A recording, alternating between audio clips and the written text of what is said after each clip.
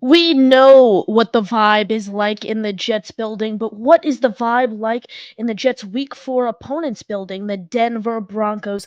Both teams are coming off blowout victories. Broncos 1 and 2, Jets 2 and 1. Who will win the Week 4 matchup at MetLife Stadium? It's a Wednesday edition of NY Flight Jets Talk, and we are live. Jets, Jets, let's go. Jets wide receiver Wesley Walker. Wesley, how you doing today? ESPN writer Mr. Rich Samini, Jets reporter for The Athletic, Mr. Zach Rosenblatt, Hall of Famer and Jets legend Mr. Marty Lyons.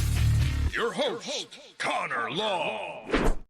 Welcome in everyone, and we are here for pre-recorded. We're recording this on Tuesday. It will be going up today where you guys are seeing this on Wednesday edition of NY Flight Jets Talk. Who better to bring on to talk all things New York Jets versus Denver Broncos than Broncos insider for KOA Colorado, Mr. Benjamin Allbright. Benjamin, welcome to the show. Hey, thanks for having me, Connor. I appreciate it. Of course, great to have you on. Incredible, really. Followed your work now for so long. We know you did have a report about the Jets this offseason. Justin Fields possibility. Will he be in the green and white? Will he not? Obviously, he ends up in Pittsburgh with the Steelers. But Benjamin, you ready to get right into it? Let's do it. Both teams now, Benjamin, are coming off huge victories. Broncos, drubbing victory over the Tampa Bay Buccaneers. Started off 14-0, never really looked back. Bo Nix still hasn't thrown a passing touchdown. What do you think is the key overall if a defense like the Jets wants to contain Nix? Do you think he struggles under pressure? Well, yeah, I think the key to solving Bo Nix, not that, we're out there solving Bo Nix at this point. He's hardly Peyton Manning. But I think the key to solving him is pressure. And I think specifically pressure between the B gaps. If you can get pressure between the guards and the center, you tend to rattle him a little bit. He does get a bit frenetic, and you get him off his spot. He gets off balance. Some of the power comes out of the throw because he doesn't have a good base. And so, I think that's the best way to do that. We saw how teams were able to do that early. It was Seattle and Pittsburgh were able to do that. Tampa wasn't. Vita Vea being out, they got no pressure between the B gaps all game, and Bo Nix just kind of carved him up. Bo, one thing I will say about him, as he's learning and he's growing, that internal clock that recognizes, hey, here's where the pocket's at. I've got an edge rusher coming free. That sort of innate it factor you need as a quarterback. He's got a little bit of that. We saw it. There's a play in that Tampa game where Garrett Bowles, left tackle, lets a rusher come free off the left side. He almost gets there, and then Nix just has a nifty little duck move, heads forward, and he is faster with his feet than anybody thinks he is. He's really fast. I will say that. He took off, and I think he picked up something like 23 yards on the play, looking more like Bo Vic than Bo Nix. But it was, for Broncos fans, it certainly was a fun play, showed a little growth there. But in terms of answering your question, how do you shut him down? You take away his ability to set and process the field. He's a rookie. You bring pressure. You take away his ability to process the field, and that'll rattle him.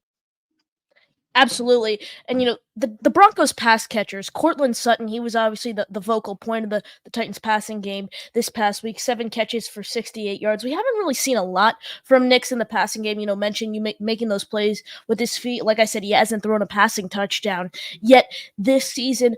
Jets secondary, one of the best in football. How do you expect the Broncos wide receiver room that, has looked okay to start the year to match up against a really talented secondary, as they haven't really seen many of those to start the season? I think the Broncos pass catchers are a little bit better than people give them credit for. There's not a lot of speed there outside of Marvin Mims, but they are better than people think they are. That said, you are up against a formidable Jets secondary. That's going to be tough. I think whoever draws Sauce Gardner, which is probably going to be Cortland, is probably going to be pretty much zeroed for the game. Same way that on the Jets side, whoever draws Pat Surtain is probably going to have the same problem over on the other side. I would suggest that what you're going to want to watch for is a guy like, for instance, Lil Jordan Humphrey, who maybe not a household name, but he's a guy who gets a lot of targets, and he's a guy who has a knack for sort of finding the soft spot in zone and sitting down, making these catches and helping move the chains.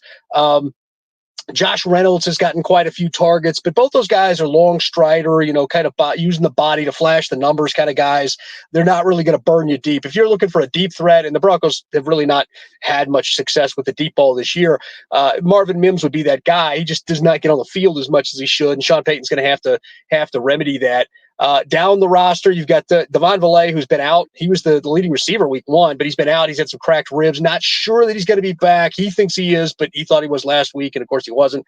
And that's really all you have to worry about. Troy Franklin is they sprinkled him some targets last game, but basically a non-factor at this point. Out of the tight end room, Troutman's an inline blocker, Yes. not really going to get much in terms of targets. You got Greg Dulcich, who will probably be the leading target getter out of the tight end room. Nate Atkins plays the H-back, and Lucas Kroll, when he's active, he has some size and athleticism. He's just not he hasn't put it all together. So I don't think there's any real – Dulcich is faster than you think he is at tight end, so that might be a little bit of a threat. But beyond that, there's nobody that scares you in this receiving core, just a bunch of solid players, and then Mims has got the speed but doesn't get the ball very much. Moving over to the defensive side of the ball, familiar face, former Jets defensive end John Franklin Myers is now with the Denver Broncos. If you could describe to me, Benjamin, what are the weaknesses of this Broncos defense, and how do you think the Jets offense needs to do to exploit these weaknesses? They're not a very weak defense. The defense is the strength of this team. I think if you look at the metrics, they're top 3, top 5 in just about every defensive category, despite the fact that the offense was a no-show in week 1 and 2. There are some scenarios where you can't run the ball on them, and if you can get the run game going, you need to get the run game going early, because if you don't, they will tee off on you. They had 7 sacks against Baker Mayfield. The defense had 2 safeties in week 1. They've had a couple of interceptions. They are a very opportunistic and very good defense. I can't overstate that enough. The Jets have a great defense. The Broncos, these might be 2 of the top 4 defenses in the NFL squaring off against each other this game. You just have a little bit better offense in New York there with Aaron Rodgers at the helm versus a rookie for Denver. Weaknesses, that's tough. Pat Surtain, you guys know what it's like to have a lockdown corner there with Sauce. Pat Surtain's a great corner. Jaquan McMillian in the slot is probably one of the most underrated slot corners out there. Riley Moss at the other corner is probably where you want to pick on things. Now, Moss will be making his 4th start. He played really well in the game against Tampa.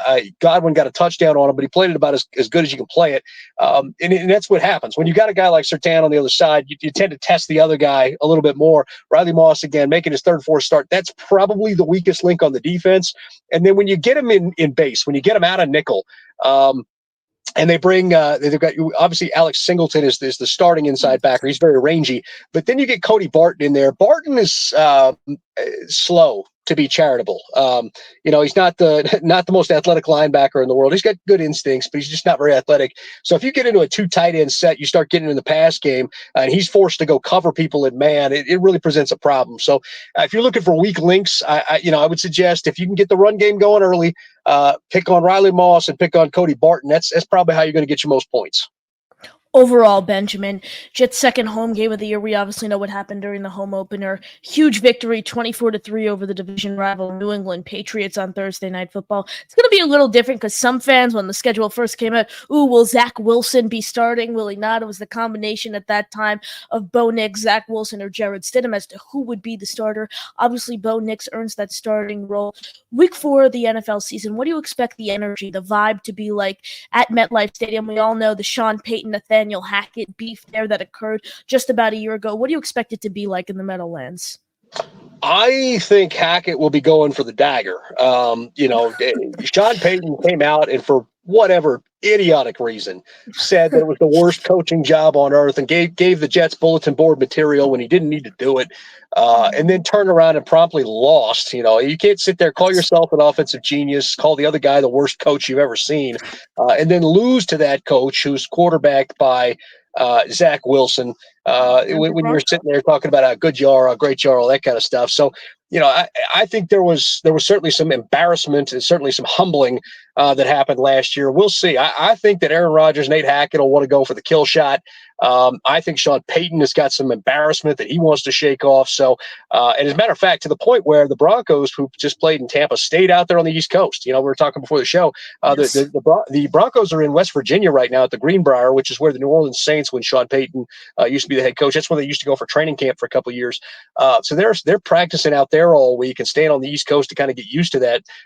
They take this game very seriously. So I think it'll be a good vibe, good atmosphere. The question is, like I said earlier, is how quickly can you establish offense, specifically the run game, if you're the Jets, because this defense will come after you. Like they are very good. And if you let them get ahead of you, get on top of you like that, well, it can turn on you quick. We saw what happened in the Bucs game this past week. Absolutely. You mentioned the team staying on the East Coast. That leads me to my next question. Personally, someone who covers the team very closely like you, what are your thoughts on that move? Do you think it's the right move? Get acclimated for that environment, just coming off a win, improve to 1-2 on the year. You're trying to battle back to 500. Obviously, like I said, the beef there between Peyton and Hackett. You said they're taking the game very seriously. Are you a fan of that move? I am. I actually suggested it to Sean Payton when the schedule came out. We were there when the schedule came out and all that kind of stuff. I was like, you could stay at the Greenbrier again. You guys wouldn't have to come back. And he just kind of gave me a smile and a nod. Of course, they ended up doing that. So, obviously, I'm not trying to take credit for that. Obviously, they probably had that planned out. But still, I'm going to slide that in there a little bit. I think it's a smart move. I mean, in this particular case, I think it's a smart move. And I think, you're coming off your first win. It gives you a chance to kind of just stay around the football team, not get lost in the sauce with family members and distractions and all that kind of stuff. It's almost like a week-long football retreat. Then you get to go play another game against a much, much more difficult opponent in the Jets. I think it's a good move. Do you think what you saw in the Broncos-Buccaneers game that really stood out, made the Broncos win, getting off 14-0, never really looking back? How do you think that's going to really carry into the Jets game? Well, I think you want to carry the confidence that you have the ability to go out and do that, but you also don't want to rest on that. You don't want to be a team that's like, well, we got a 14-0 on the Bucs. We'll just get up on the Jets, because the Jets are a phenomenal football team, And Yes. so you don't want to get to the point where you're banking on what you did in a previous game to sort of make it seem like you can do anything in another game. So I would say that the way you want to view this is, hey, we went out and showed against Tampa that what we can do when we're hitting on all cylinders. Now we just need to make sure that we're always hitting on all cylinders. So I think you need to remind yourself a little bit of what those first two games look like, so you don't regress to that. Absolutely. You mentioned those first two games, really, losses, and they battled back at a huge victory over the Buccaneers, who now fall to 2-1. Benjamin, overall, how do you see the Broncos and the Jets, the matchup? How do you see it shaping up? What is your final score prediction? Well, I think the Jets are probably the better football team. With all due respect to the Broncos, I mean, and I do think the Broncos defense is very good. It's I say top 5. It might be one of the best in the league. It's very good defense. The Jets, they're right in that conversation, right? You talk about Robert Saleh, who I love Robert. I've known him a couple of years. He's a great guy, and I think he does a great job.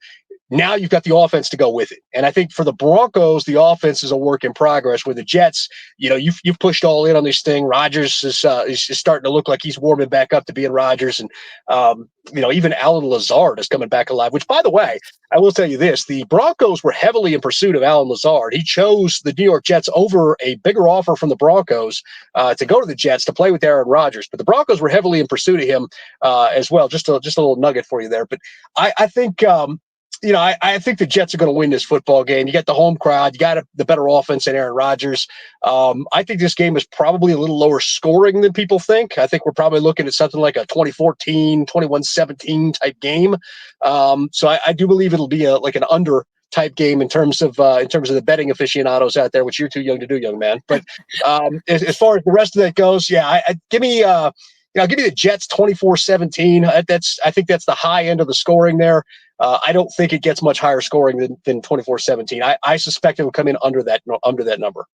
Wow, I do like that prediction there, though. The Jets are 7.5-point favorites at home. We know the rule, though. Normally, the home team gets 3 points. I do think it will be a close game. I think this is a matchup that Jet fans circled as an easier game when the schedule first came out. But after watching that game, Benjamin, against the Buccaneers, me and I'm sure other Jet fans as well, I got a little scared of the Broncos. We do know it's just one game, but still, what they showed was definitely promising there. Benjamin, I really appreciate you joining me. And the final question I ask to every single guest I have on the show. 4 dinner guests, anyone in the world, dead or alive, who are you taking? Oh man, that's a good question. Thank you. Whew, good Lord. Well, I'll take the Buddha as one. I want to learn what brought him peace. I'll take Genghis Khan for the other because I want to learn what it's like to be a warring conqueror. Man, 2 other dinner guests I would have on top of that. That's a really good question. I Thank you. probably for historical and American preferences, I'd probably have James Madison because I want to pick his Ooh. brain on some things. And then Gal Gadot because she's super hot, and I know that's weird right now, probably creepy, but she's super hot. So yeah. Benjamin, absolutely love it. You got any final thoughts?